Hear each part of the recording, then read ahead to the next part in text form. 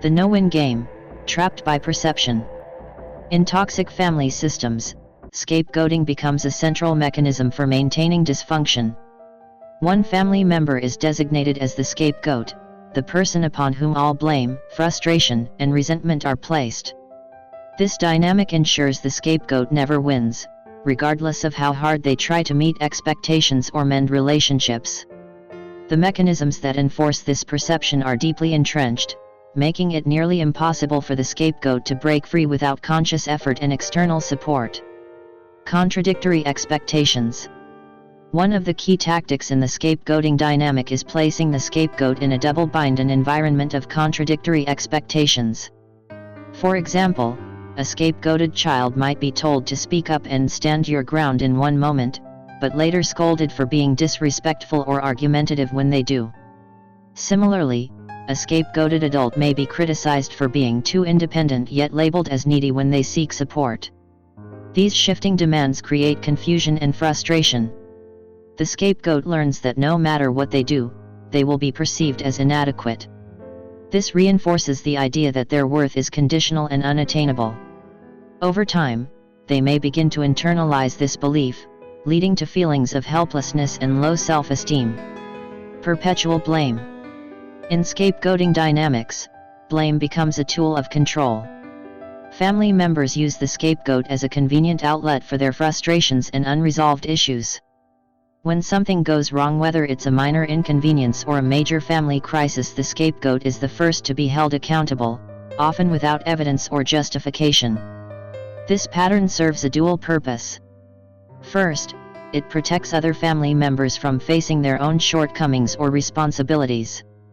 Second, it keeps the scapegoat in a defensive position, constantly trying to explain or justify themselves. The result is a cycle of guilt and shame that traps the scapegoat in a subordinate role within the family hierarchy, being set up for failure. Another mechanism that ensures the scapegoat never wins is setting them up for failure. Scapegoats are often given impossible tasks or placed in situations where success is unattainable. For instance, a scapegoated sibling might be expected to mediate conflicts between other family members but is blamed when the tension persists. Similarly, a scapegoated employee in a toxic workplace might be assigned unrealistic deadlines or unclear instructions, only to be criticized for not meeting expectations. These setups reinforce the narrative that the scapegoat is incompetent or unreliable. They also serve as proof to other family members or co-workers that the scapegoat deserves their assigned role. Reinforcing dysfunctional dynamics. The no-win game is not just about targeting the scapegoat, it also reinforces the broader family dynamic. By projecting negativity onto one person, the rest of the family avoids examining their own behavior or addressing deeper systemic issues. The scapegoat becomes the scapegoat not because of any inherent flaw, but because the role maintains balance within a dysfunctional system. This dynamic also fosters a sense of superiority among other family members. By labeling the scapegoat as the problem, they validate their own behavior, no matter how toxic it may be. Over time, this creates an entrenched cycle where the scapegoat is consistently devalued, and the family's dysfunction goes unchallenged. When the scapegoat becomes the bad person. When a scapegoat finally acts out, whether through anger, rebellion, or withdrawing entirely, it often solidifies the narrative that they are the bad person in the family.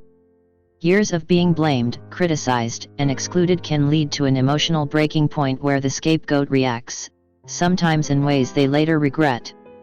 This response, however, is often met with a chorus of "I told you so" from family members, who seize the moment as proof of their long-standing accusations.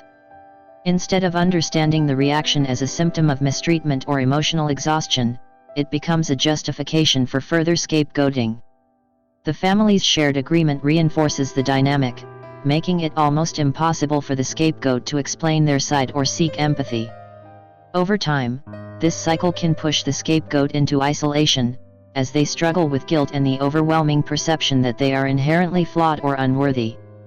The no-win game of scapegoating is a deeply destructive dynamic that traps individuals in cycles of blame, contradictory expectations, and failure.